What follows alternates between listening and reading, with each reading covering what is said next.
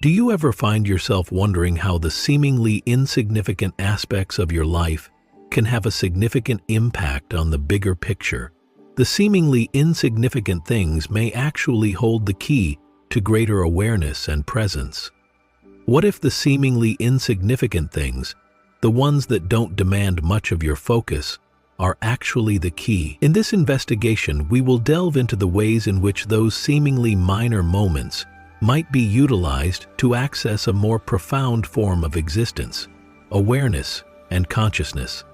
The minor things in life, which add up to the bulk of your life, can be used in this way to become helpful.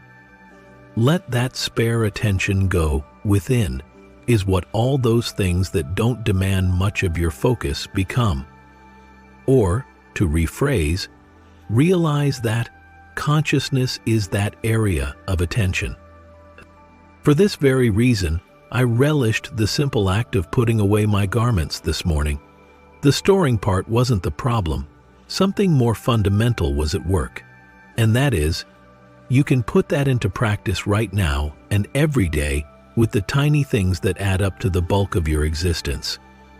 Whether you are a world-renowned celebrity, a completely abstract idea, or anything else, it's the little things that add up, and you're at your most productive when you focus on something tiny. In the event that something takes up a disproportionate amount of your mental and emotional resources, you may find that your being awareness recedes into the background. Assuming you still need to figure something out or write something down, but its presence is critical. You can find yourself abruptly dragged out of the present moment if you're having a conversation about something. You must now defend your perspective once you have obtained it. There are now two arguments in favor of your position. One is to become entangled in one's viewpoint and fail to maintain connection with one's being consciousness. The other is to simply state one's opinion and the reasons behind it, and then let the other person go on with their perspective without turning them into an adversary. This is much easier to do now that you aren't trying to find your identity in the thoughts and viewpoints of others. Being in a situation where you're surrounded by people who oppose you or don't share your views is a terrible feeling.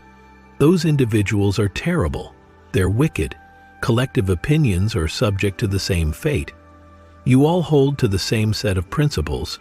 It works in the same way. Naturally, there is only one valid belief, and that is ours. Every other belief is false. The devil spreads these lies. Such views do not belong to us. Therefore, we should not have any compassion for those who disagree with us. That's natural, but ridiculous.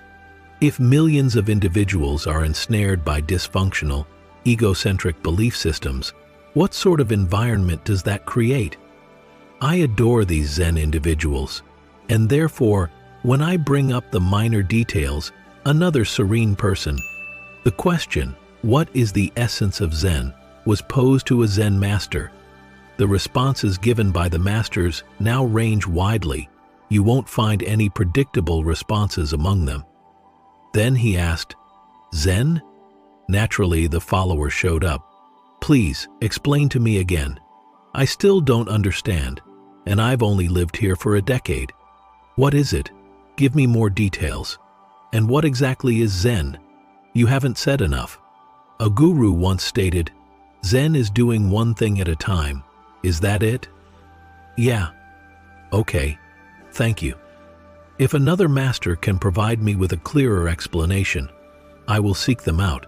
Doing things slowly is all that's required of you." All he needed to do was listen. Pay close attention, so pay close attention to what you're doing, and pay close attention to everything. Then you're going to stop being a selfish person. Without focused attention, action devolves into selfish pursuits and lacks agency. It is a product of your mind's programming. Keeping your focus where it needs to be, on the task at hand, will bring you back into contact. What we referred to yesterday as one foot in one dimension, the other foot in that dimension, is more than just that. After that, you've achieved the dual status of human and being. And as Confucius remarked more than 2 millennia ago, you are not a complete human being until you can live like that. Plus, a lot of people aren't yet. Nothing or no one has perished since evolution has not ended. We are continually developing. Let it be known that this is not the final result.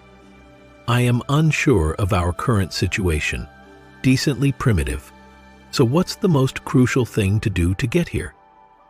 Being able to recognize oneself as awareness or focus on attention is the most crucial skill to acquire here. What this means is that I've had yet another epiphany about a Zen narrative. Because you still haven't given me the whole solution, I'm going to seek out another monastery and a new teacher. So I'm going to leave now, the disciple declared. Do you think it would be possible for you to jot down a brief description so that it's just something for me to remember? The Zen master responded, "Just give me paper, pen." A writer he was. There. And his response was, "It's attention." "Okay, is that all?" "Yes."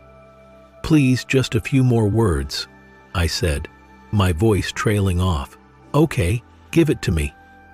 After then, the follower reads it.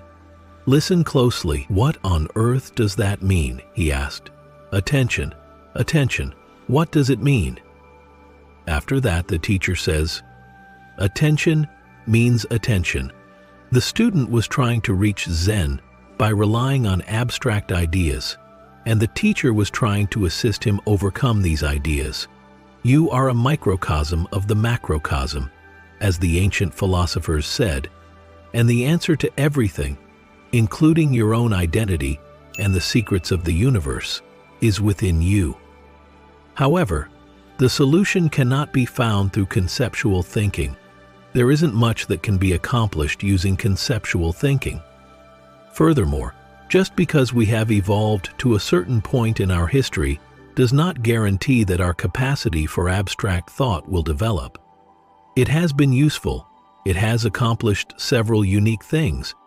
It's made, so naturally there's a downside. A lot of major problems, particularly if it's not linked with knowledge, which is innate to the being. More complex conceptual thought, however, is not within your capabilities. We have reached the end of the road for conceptual thinking, where the only remaining option is to reorganize the words.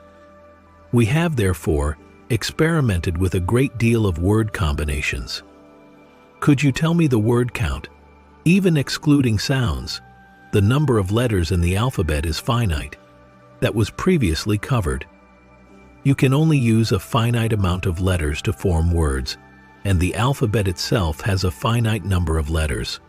From books in the library to texts read on computers these days, all of it is just words strung together in a specific sequence, jumbled, put, and then another text with a new sequence, but with a restriction on the total amount of words.